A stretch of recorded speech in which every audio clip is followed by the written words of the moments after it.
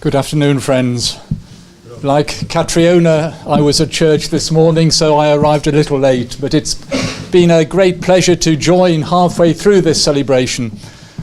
And I want to say, first of all, what an honour it is for me as a Christian minister to have been invited to speak on this occasion. It's an indication of the warmth of relations, certainly at the level of, if you like, the leadership of the different faiths in this country. One of the big challenges is for that to percolate down into our different congregations. And it's a challenge that I feel when I'm preaching, when I'm leading worship. The challenge to encourage people in that breadth of understanding to open themselves to other viewpoints, other beliefs, other backgrounds and cultures.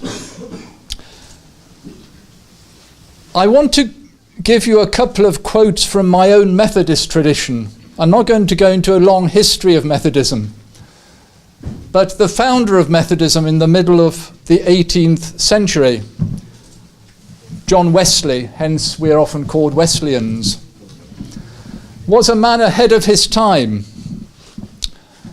It was a time when relations, even between different Christian denominations, were often very rocky.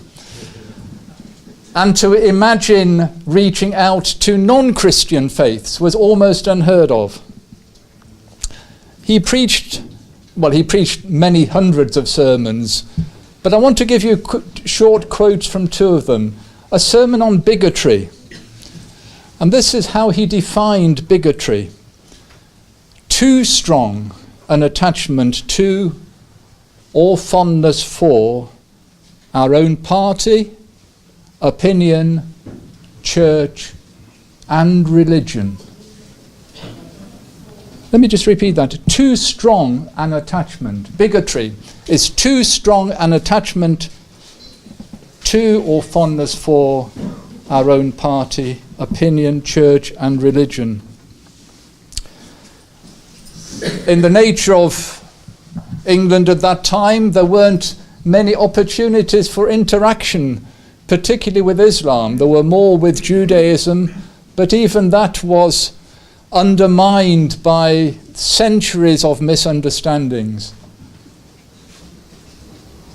But let me read another quote from a sermon on Catholic spirit. The word Catholic still often raises eyebrows when it's used in our creeds and otherwise in our Methodist worship, because Catholic with a capital C is something that we have been divided from in the past. And yet Catholic means universal, sharing something together. This is what he said. He uses the he, that's the nature of the time, but of course we can understand it inclusively.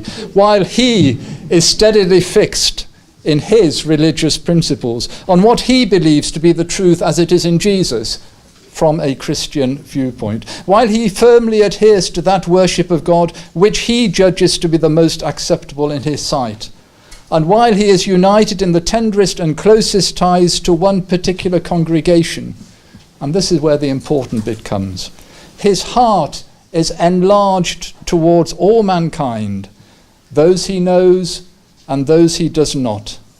He embraces with strong and cordial affection neighbours and strangers, friends and enemies. This is Catholic or universal love. So there's something over 250 years ago that John Wesley preached that, and ever since those words have been at the heart of many Methodists' relationship with the other, with people of different understandings. And I'm very thankful that many of the great interfaith exponents over the last 50 years or so have been from a Methodist background. That's a contribution to the discussion and to the openness. But beyond that, beyond the words, the most critical thing, and that's really why I welcome the initiative of Visit My Mosque, Because the important thing is to get beyond the words, to get beyond perhaps the reading of books about different faiths. And the number of times I come across people on all kinds of issues, not just of other faiths, all kinds of issues where they have literally hard opinions. What might be classified in Wesley's terms as bigoted opinions. And then they meet individuals, and their hearts are softened. And so often when we reach beyond the words, and we actually encounter the human being, then the friendships begin to form and the barriers begin to break down. So I want to say thank you to my Muslim brothers and sisters for taking forward this particular initiative. I'm thrilled by the way it's developed this year from the relatively small beginnings last year, and I echo that hope that this can become a regular annual event. I've encouraged my own congregations to drop into their local mosques this afternoon. I hope down in Streatham some of them will be. But I would echo that around the country. And if this message comes too late for this year, we don't have to wait another year to accept the invitation. Because I know from experience that mosque doors are open most of the time. And there is always a welcome there. So thank you again. Thank you for the welcome today. And I offer you every encouragement as we continue on this path. Thank you.